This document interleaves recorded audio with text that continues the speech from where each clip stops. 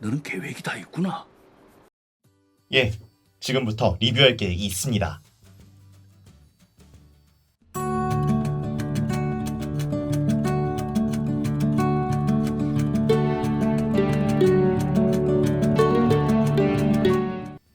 안녕하세요. 그라미의 모든 영화 그라미입니다. 봉준호 감독의 신작이자 칸 영화제 최고의 명예인 황금종려상을 받고 많은 영화 팬들의 주목을 받은 영화 기생충.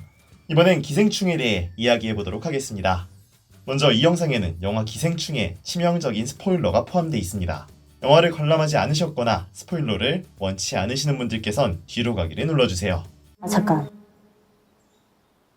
제시카 외동딸 일리노이 시카고 과선배는 김진모 그는 이사촌. 그렇다면 지금부터 출발합니다. 먼저 영화의 줄거리부터 살펴보겠습니다. 사업을 연달아 실패한 백수 기택. 운동선수 출신으로 기택을 무시하지만 역시 백수인 어머니 충숙. 허우대 멀쩡하지만 사수에 도전 중인 백수 아들 기우. 늘 담배를 물고 사는 백수 딸 기정은 경제적으로 궁핍한 백수 가족입니다. 소독가스차의 연기를 맡으며 피자집 박스접기 알바를 하는 기택의 가족에게 기우의 친구 민혁이 불을 안겨준다는 수석과 함께 부잣집 딸 다혜의 과외 알바 자리를 가져옵니다. 다혜의 집으로 향한 기우는 다혜의 어머니 연교의 테스트를 통과해 다혜의 과외 선생님이 됩니다. 기우는 동생 기정을 미술 전공자 제시카로 속여 다혜의 동생 다송의 미술과외 선생님으로 소개하고, 기정은 인터넷에서 검색한 몇 가지 지식과 말솜씨로 연교를 감동시켜 다송의 미술과외를 맡게 됩니다. 기정은 과외를 마치고 다혜의 아버지 박 사장의 운전을 맡고 있는 윤 기사를 보고 계략을 꾸며 그 자리에 아버지 기택을 전문 운전기사로 속여 채용시킵니다. 그 사이에 기우에게 반한 다혜는 기우에게 마음을 표현하고, 이제 가족은 가사도우미 문광마저 내쫓고 어머니 충숙까지 가사도우미로 들어가 온 가족이 정체를 숨긴 채 박 사장의 집에서 일하게 됩니다. 그러던 어느 날 다송이의 생일을 맞아 1박 2일 캠핑을 떠난 틈에 온 가족이 박 사장의 집에 모여 파리 투나잇을 즐깁니다. 한참 부자의 삶을 만끽하고 있을 때 해고된 문광이 찾아오면서 이야기는 분위기가 바뀌고 장르마저 바뀌게 되죠.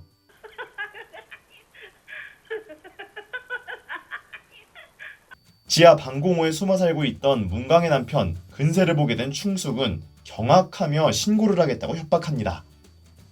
하지만 기택의 실수로 기택과 기정, 기우, 충숙이 가족이라는 사실을 문광이 알게 되며 서로 연교에게 이 사실을 알리겠다며 싸움을 벌입니다. 그 와중에 폭우가 내려 집으로 돌아온다는 연교의 전화가 오자 기택의 가족들은 머릿수를 이용해 문광과 근세를 제압해서 방공호에 가둡니다. 포박된 채로 지하실 계단을 올라오는 문광을 충숙은 발로 가볍게 밀어 떨어뜨립니다. 계단을 구른 문광은 뇌진탕으로 사망하고 근세는 울부짖습니다. 다송이는 정원에 미제 장난감 텐트를 친 채 야영을 하고, 거실에 누운 박 사장과 연교는 기택을 냄새가 난다고 조롱합니다. 기택의 표정은 점점 어두워집니다. 박 사장과 연교가 잠들자 가까스로 탈출해 집으로 가지만 밤새 내린 비로 집은 침수되어 있었습니다. 다음날 다송의 야외 생일 파티를 계획한 연교는 장을 보기 위해 운전기사 기택을 호출하고 기정과 기우를 손님으로 초대합니다. 냄새가 난다며 조롱당하고 집까지 침수돼 지친 기택은 결국 선을 넘은 발언으로 박 사장에게 질타를 받고 멘탈이 산산이 무너져 버립니다. 기우는 가방에 챙겨온 수석을 들고 문광과 근세를 살해하기 위해 방공호로 향하지만 오히려 독이 오른 근세에게 제압을 당합니다. 곧이어 근세는 칼을 들고 정원으로 나와 기정이를 칼로 찔러 죽이려고 합니다. 그 모습을 본 다송이는 경련을 일으키며 졸도하고, 충숙은 근세와 치열한 몸싸움을 벌입니다. 박 사장은 기정이를 지혈하는 기택에게 다송이를 병원으로 데려가기 위해 차키를 내놓으라고 윽박을 지르고요. 기택이 던진 열쇠는 충숙이 찌른 꼬치에 사망한 근세의 몸 밑에 깔리게 됩니다. 박 사장이 근세의 몸에서 나는 냄새에 코를 막고 열쇠를 줍는 모습을 보던 기택은 결국 이성을 잃고 박 사장을 찔러 살해하며 뭔가 생각난 듯 그대로 도망쳐버립니다. 한 달이 지나 깨어난 기우의 현실은 기정은 결국 과다출혈로 사망했고 기택은 살인 용의자로 행방불명되었습니다. 기택의 행방을 찾기 위해 기우를 감시하는 경찰의 미행이 없어질 때쯤 기우는 박 사장의 집에서 센서 등을 이용한 모스부호를 보고 기택이 근세가 있던 지하방공호에 있음을 알게 됩니다. 아버지의 메시지를 받은 기우는 돈을 벌어 그 저택을 사서 기택과 재회하는 상상을 하지만 여전히 반지하에 있는 기우를 비추며 영화는 막을 내립니다. 영화 기생충은 흥행과 비평 모든 면에서 성공했었고요. 저 또한 너무 재밌게 관람해서 저도 2회차까지 관람을 했는데요. 영화 기생충의 장점은 캐릭터 묘사입니다. 영화 기생충의 캐릭터들은 모두 살아있는 입체적 캐릭터입니다. 한 명도 뻔한 타입의 스테레오 캐릭터가 없어요.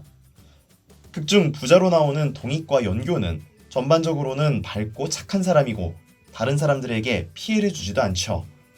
하지만 다른 계층의 사람들을 내려다보는 모습으로 그들의 의식을 적나라하게 보여주고 있습니다.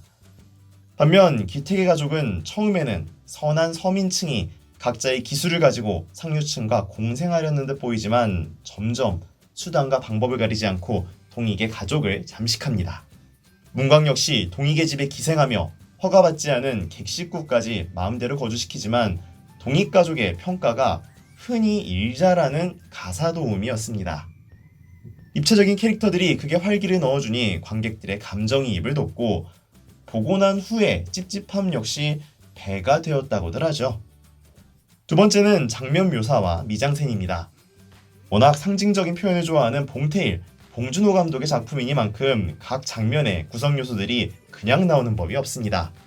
다송의 미제의 인디언 텐트가 기택의 반지하 집보다 포구에 더 안정적으로 있는 모습은 이들의 현실과 계층을 가장 적나라하고 직접적으로 보여줍니다. 그리고 연교와 기정, 기우, 문광이 함께 있을 때 소품과 배경을 이용한 그들을 가르는 선의 배치는 정말 놀라울 정도였는데요. 동익의 저택이나 기택의 집과 동네에서 보여주는 미장센 역시 촌스러운 부분 없이 각 씬의 분위기에 맞는 미적 감각을 보여주고 있습니다. 가장 멋지게 느낀 미장센은요, 캠핑을 간 동익의 집에 모인 기택의 가족들이 바라보는 정원이었습니다. 실내 정원을 너무 고급스럽고 아름답게 표현해놔서 이 극중 상황과 맞물려 묘한 분위기까지 느낄 수 있었습니다. 세 번째는 각본입니다. 이 영화에는 묘사나 스토리에 큰 구멍이 없습니다. 영화니까라는 어느 정도의 영화적 허용을 더하지 않아도 인물들의 행동 동기와 극의 흐름, 인과관계에 구멍이 없이 모든 설명을 이루고 있습니다. 뿌려놓은 작은 복선들 역시 철저하게 회수해서 극의 완성도가 높습니다.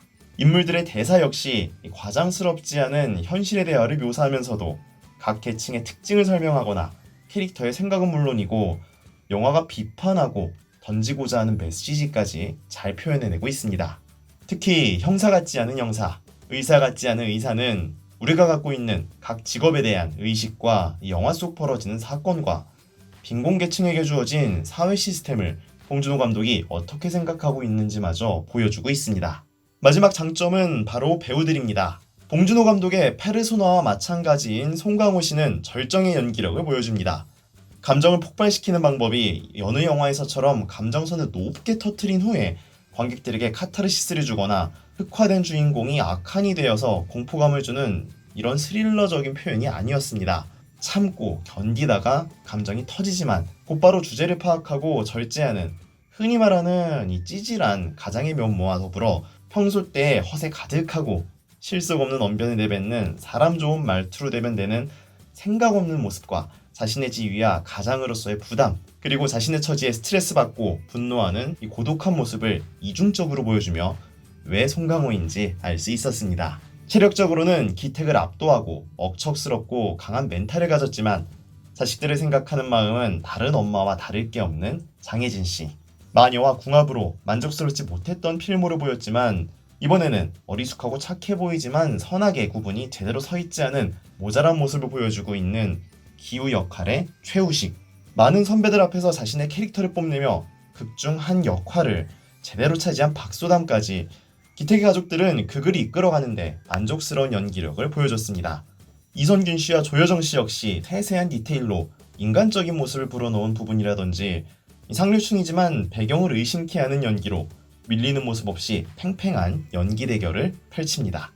그게 절정 부분을 모두 가져간 문광 역의 이정은 씨와 근세 역의 박명훈 씨의 연기는 개그와 스릴러를 넘나들면서 또 다른 주연의 모습을 보여주었습니다. 이정은 씨의 경우는 돈은 있지만 가사가 무능력한 연교와 빈곤 가정의 가장인 기택, 후임 가사 도우미이며 한 가정의 주도권을 잡고 있는 충숙과 모두 대치점에 있지만 어느 한 모습 역시 부족함이 없었습니다. 자, 이번에는 단점을 살펴보려고 했지만 사실 영화가 갖는 장르적 특성과 던지는 메시지에 한해서는 단점을 찾지 못했습니다. 혹시 황금종려상의 후광 때문에 그런 생각이 드는 건가도 싶었지만요. 아무리 생각해봐도 눈에 띄는 단점을 살펴볼 순 없었습니다. 다만 개인적인 아쉬움은 기택이 행하는 행동과 말들에 대한 동기가 조금만 더 나와도 되지 않았을까 하는 아쉬움과 긴장감 넘치는 스릴러 파트가 딱 5분 정도만 더 있었으면 좋겠다라는 굉장히 개인적인 생각입니다. 영화가 부족하나 말하는 건 절대 아닙니다. 영화 기생충은 계층 간에 벌어지는 선을 그대로 인정하면서 약자를 무조건 선으로 보는 언더도그마의 정면으로 부딪히는 영화입니다. 저는 이 기생충을 보면서 참 소름 끼쳤는데요. 기회를 얻게 된 약자가 온갖 수단을 이용해서 강자의 그림자 속으로 잠식해가면서 같은 약자끼리 싸우는 과정에서 부끄러움, 긴장감, 카타르시스까지 여러 가지 느낌을 받았습니다. 큰 계획이 없이 혹은 유행이 끝나서 그것도 아니면 다른 외부적인 영향으로 사업이 망해 비참하게 살아가는 기택과 근세의 모습과 그로 인해 고통받고 선악의 기준마저 버리는 가족들의 모습은 주변에서 보기 어려운 모습이 아니죠. 가장 공포스러운 건 영화를 보는 관객인 나마저도 저렇게 될 수도 있다는 생각이 문득 들었을 때였습니다. 물론 이런 감정이입을 잘 만들고 재미있는 영화이기 때문입니다. 많은 분들이 찝찝하다고 하셨는데 저는 그 정도는 아니었고요. 정말 재밌게 봤습니다. 아무래도 곳곳에 숨겨져 있는 개그적인 요소 때문인 것 같기도 하네요. 영화 기생충에 대한 쌍PD님의 평점은 10점 만점에 9점, 저 그라미의 평점은 10점 만점에 9.5점입니다. 기우의 로맨스만 없었으면 물론 다시 한번 말씀드리지만 부러워서 그러는 건 절대 아닙니다. 여러분 재밌으셨나요? 재밌으셨다면 구독과 좋아요, 알림 설정 잊지 마시고요. 저희는 다음 영상으로 찾아뵙겠습니다. 고맙습니다.